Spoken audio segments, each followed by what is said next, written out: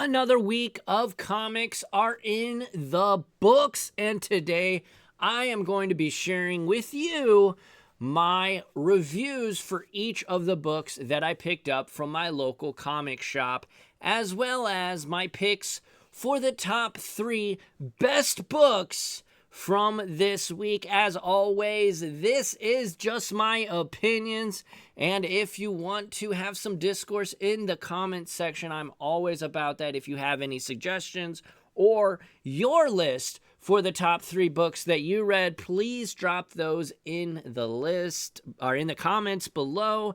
As always, though, make it friendly, make it kind, and yeah, I don't really have much for this intro other than I hope you enjoy. I'm Alex, and this is Graphic Novel Collector, and if you enjoy comic book and graphic novel videos almost every single day each week, this is the place for you. But yeah, thanks everybody for watching. Let's not waste any more time, and let's jump into the first book of the week with... This is Radiant Black, issue number 30 and 30.5, Ultimate Edition, of course by Image Comics. This is basically just a really thick version. They took both issue 30 and 30.5, the conclusion of the Catalyst War, and combined it. I'm not going to spend too much time on this book because it was an absolute banger. If you know me and you are familiar with the show, with the channel, you know I absolutely love this comic book series. The world that Kyle Higgins has created with the Massive Verse is nothing short of a Herculean feat in modern comics. He, alongside his collaborators and writers of all the other titles within the Massive Verse, it's awesome to see that this is done by an indie comic book creative team. And yeah, shout out to all the other creators, but Higgins, Clark on the writing duties, Costa, Ferragato, and Fernandez on the art, Angelo and Casey.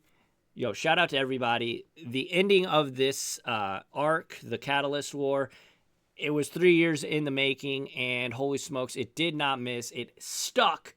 The hero landing. If you like modern comics and modern superhero comics, I highly suggest you get Radiant Black. I've been doing nothing but sharing the good news of Radiant Black since I started this channel. It's absolutely amazing. And yeah, Power Rangers plus Invincible plus Millennials equals an amazing time with Radiant Black. Next up, though, we have our first that is a new book, but this is Null Hunter from Image Comics. We have Michael Walsh and Gustavo Vargas on the art, and Gustavo Vargas absolutely killing it. Becca Carey, again, on the letters in this one. Absolutely amazing. We have our main protagonist, Clay. He's on to his next assignment, which takes him to the world of L3R in 3A, which is a slimy underbelly where he slices through hordes of these neuro-linked baddies. And yeah, this is definitely continuing the storyline that we last saw. This is, now I mentioned Herculean feat from Radiant Black, but this is actually an interpretation of Hercules, because this is an Olympus saga, as you see there. I didn't know that, actually, going into the first issue, and yeah, it makes sense. But Clay picks up a young boy. He saves this young boy from these neuro-linked bad guys on this planet, and the whole reason he went there was to get a hold of and bring back this dude, who, again, we don't know too much about these characters thus far, but in the end, spoiler alert if you haven't read this issue yet, the young boy that he finds actually ends up killing this Neuralinked baddie because he killed this young boy's family, and yeah. But No, I'm really loving this. Null Hunter is awesome. I think that Michael Walsh is really one of my favorite up and coming writers and comic book creators this year. He's also doing the Universal Monsters Frankenstein. And yeah, he's absolutely crushing it. Vargas on this book is absolutely crushing it as well. Look at all of these very, very amazing and stunning colors alongside this very energetic and kinetic art. I'm really loving this book so far. I had zero expectations going into the first one. I kind of just picked it up because the cover looks sick. And hey, don't judge a book by a cover. But hey, I did here, and thankfully it's working out. I'm going to give this one 3.5 stars this week. This is, of course, Null Hunter by Walsh, Vargas, and Cary, an Olympus saga. So there you have it, Null Hunter. Next up, we have the Autumn Kingdom, issue number 3. Of course, this is Cullen Bunn's new book. This is kind of a fantasy horror thriller book. Some horror elements, not a traditional horror where you're going to get many jump scares, but I love what Cullen Bunn is creating. Christopher Mitten on the art in this one, but look at this amazing art. I love this style of art by Christopher Mitten. The colors are absolutely gorgeous. But the two main protagonists here are Winter and Summer, and they are both looking for their parents, which they have disappeared and gotten swallowed up by this kind of these bad guys, these really, really nasty folks that when they were out vacationing on a kind of log cabin kind of deal. Yeah, their dad, who is a writer, was writing a book called The Autumn Kingdom, and what he was writing between the pages of that book are kind of what we're seeing come to fruition inside here, except beside the protagonists in the book are just his daughters. But now Summer and Winter, which are the names of his daughters, are trying.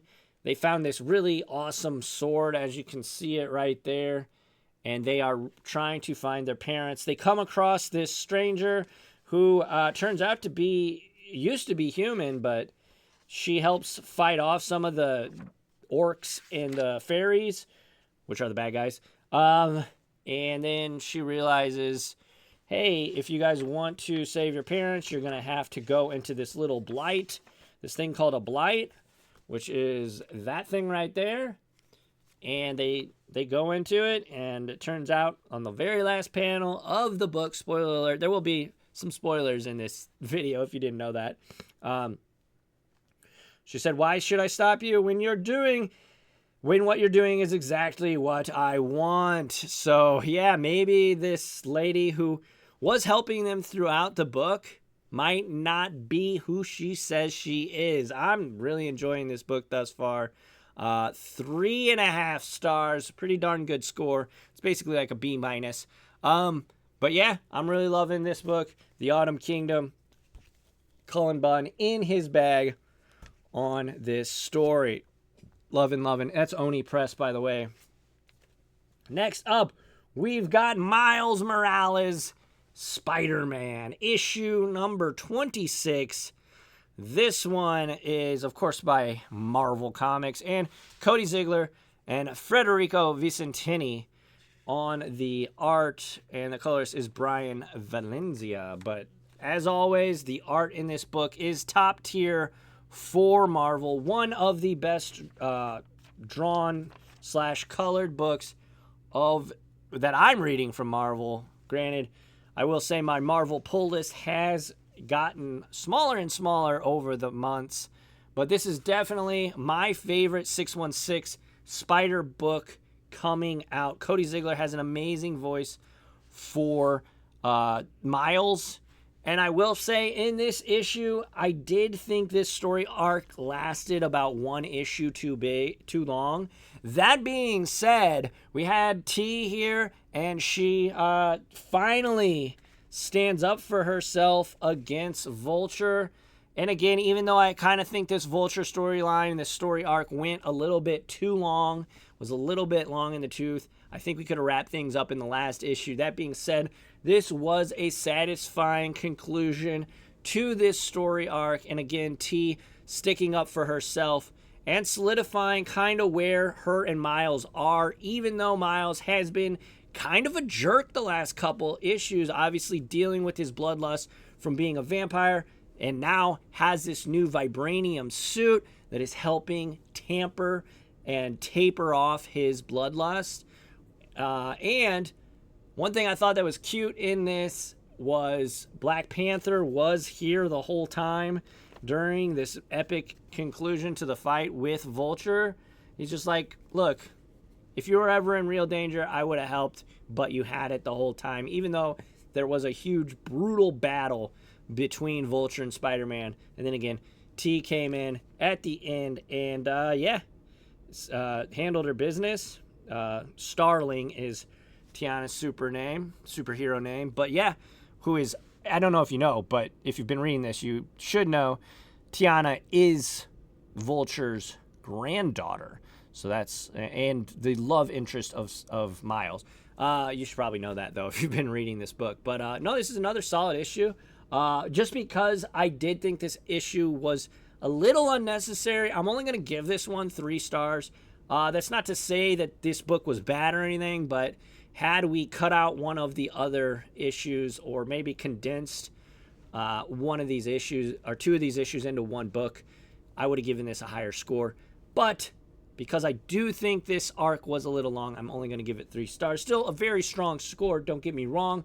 But Miles Morales, Spider-Man, my favorite Spider book that is from the 616 thus far. We'll see how Joe Kelly and the 8 Deaths of Spider-Man shapes up. The first issue was good, I gotta say. But this has been consistently good, and Cody Ziegler knows how to write him some Miles Morales. Spider-Man, awesome. Marvel, make more books like this, please. All right, we're moving on to the top 3, but before we get there, I do have to say, if you are enjoying this video, make sure you like it, and of course, subscribe for more content like this. I come out with weekly comic book reviews, previews, and haul videos, and of course, some top 10 videos, and you get some deep dives into your favorite creators and runs and characters here on the channel, so consider subscribing if you don't mind. All right, moving on to the top 3, though, we have Batman and Robin, Year 1, Issue number 2. Simply put, of course, this is DC Comics. Simply put, Mark Waid and Chris Samnee are a powerhouse duo. Mark Waid is the writer, and of course, Chris Samnee is the artist and letterer, and he has some input in the story with Mark Waid. So, that being said, just take a look at this old, awesome, amazing, I love the bold outlines of these characters. When you have action, it is absolutely kinetic and is felt. But basically, in this story, we saw the very first issue. We're building out the first couple of times that Batman and Robin, Dick Grayson from back in the day, went into battle with each other. And I gotta say, the first couple issues, or first couple pages of this issue, we have like a caseworker basically coming in and checking out, making sure this playboy billionaire is taking care of his new son, essentially. And yeah, they act pretty cool. They're like, I promise he's not in danger. We're not doing anything that would put this boy in danger, while the next couple pages, of course, show them out on the town trying to stop crime.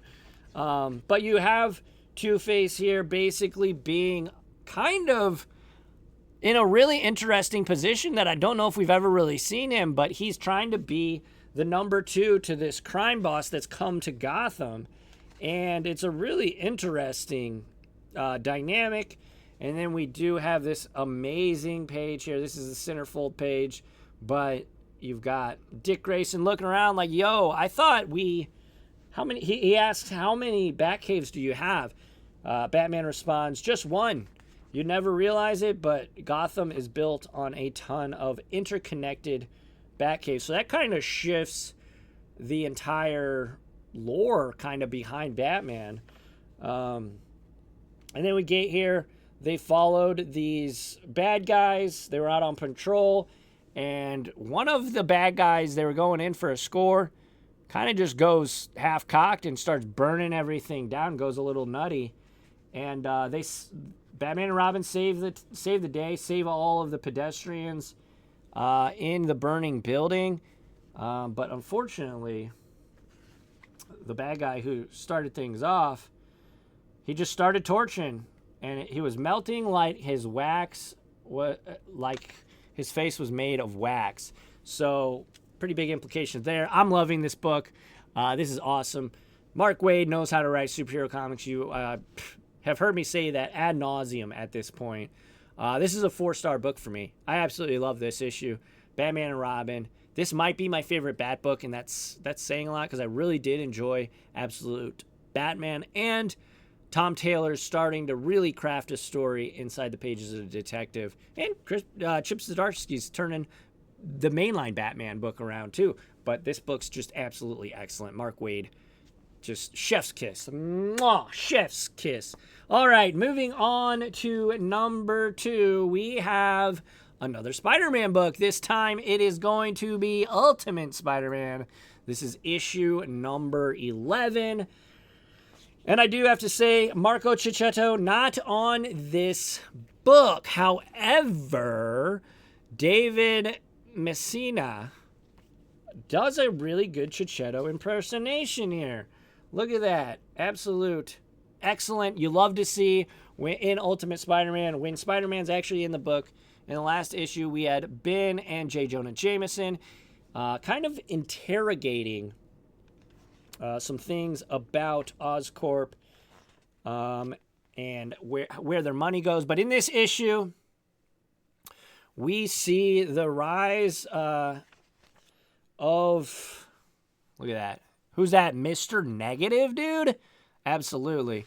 That's exactly who this is. We see Mr. Negative. We see kind of the forming of the Sinister Six. You have a really nice conversation in here between MJ and Peter about, and basically MJ's concerns with him being a superhero. And she's like, just make sure, Tiger, that you tell me when you're in too deep, because if shit hits the fan, we need to be able to have an escape plan, because they do have 2 young kids in this. And then it immediately cuts from there to Kingpin assembling basically his Sinister Six. So I'm really excited. The art in this one really didn't, listen, Checchetto is really amazing and one of the best artists probably the best artist for Marvel. But I think that this was really good. Messina did a great job. And yeah, we do have a conversation in here between Ben and Peter, where Peter discovers that Ben knows he's Spider-Man.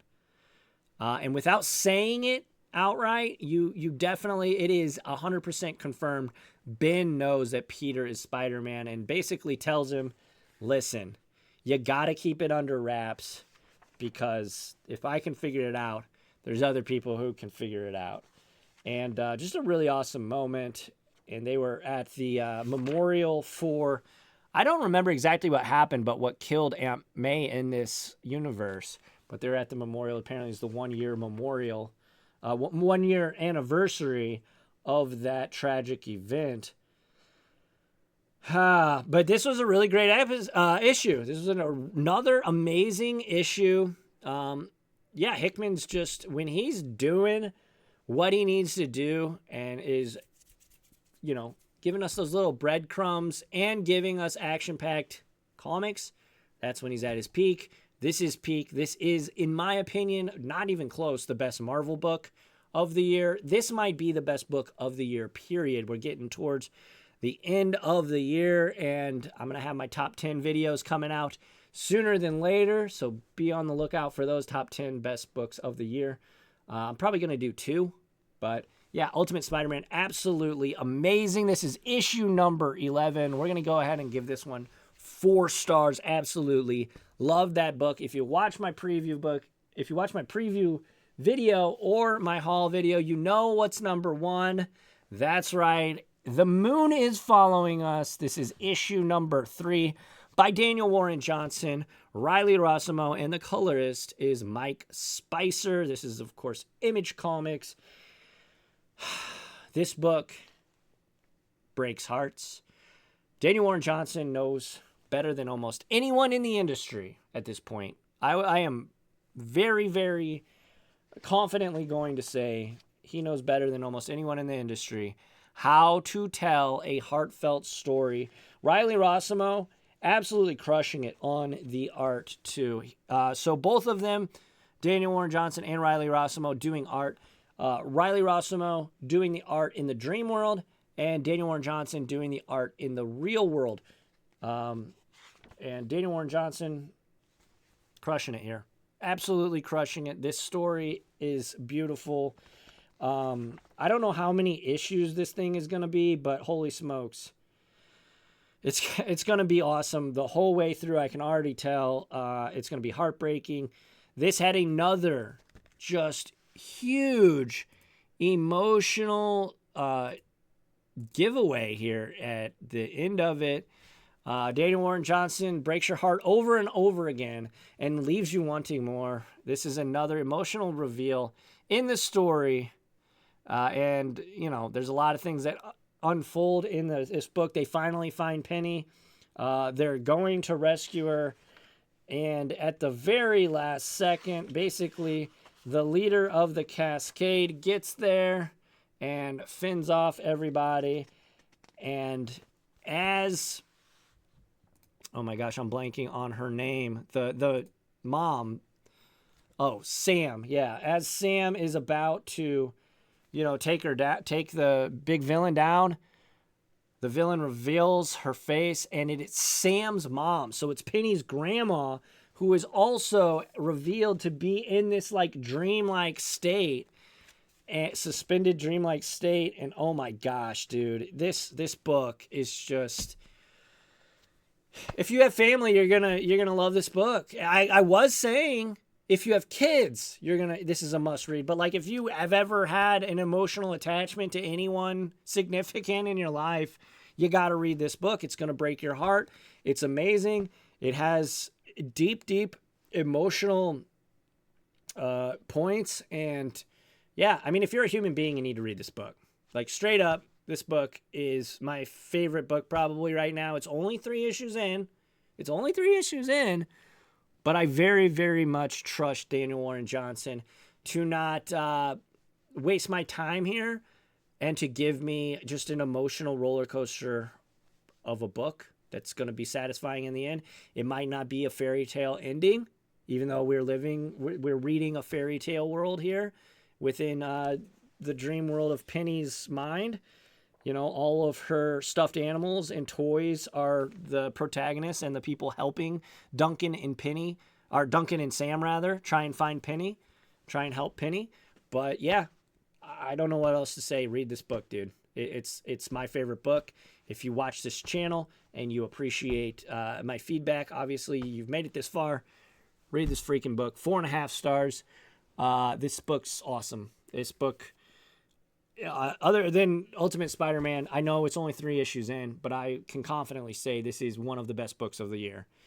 Only 3 issues in. I don't even know if I should rank it in this year's top 10. The Moon is Following is awesome. Daniel Warren Johnson's doesn't put out bad work at this point. I'm confident in saying that. Thank you, everybody. Moon is Following. Let's go through it. Top 3 is Moon is Following Us. Amazing. If you're a human being, you need to read this book.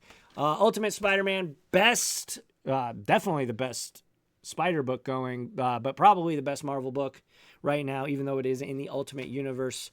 Batman and Robin, Year One, might be the best Batman book. I don't know. I believe that probably Detective Comics is probably going to give it a run for money. But yeah, what Wade and Sam Nee are creating is awesome. They're a great pairing. Sam Nee's art is absolutely gorgeous. We got Miles Morales, still great. I feel like this story arc could have gone maybe one less issue, but still just a very, very good book.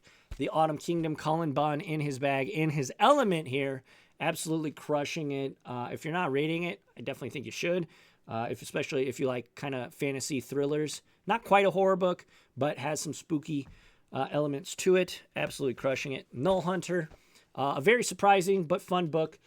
Michael Walsh, one of my favorite up-and-coming writers, for sure. I think he would probably be my favorite, like, quote-unquote, not new, but, like, new to me for sure. And I don't think he has all that many credits. But, yeah, Michael Walsh absolutely crushing it this year. And Null Hunter is a fun Herculean tale, retelling of the Hercules saga.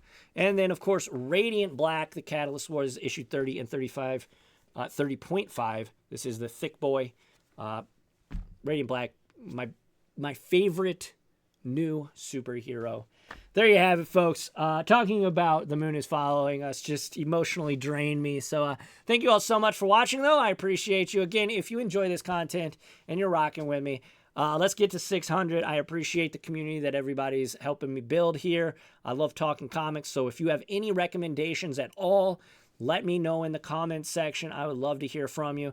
Make sure, if you haven't yet, check me out on League of Comic Book Geeks. My screen name on there is Les Alex, Lessalex. Links to that will be in the description. I also have a Instagram account, which you can check me out on. That's Graphic Novel Collector YT, if you want to check that out. But yeah, I appreciate y'all. Thank y'all so much for joining me. Comic books are awesome. Keep reading, keep collecting, and until the next video, I will see you all in the next one. And of course, I got my top 10 best ongoing books and just best books that I read this year. Both of those videos are coming up sooner than later. I do promise you that. Thank you all so much. And until the next time, I will catch you all on the flippy flop. Adios, everyone. Have a great day.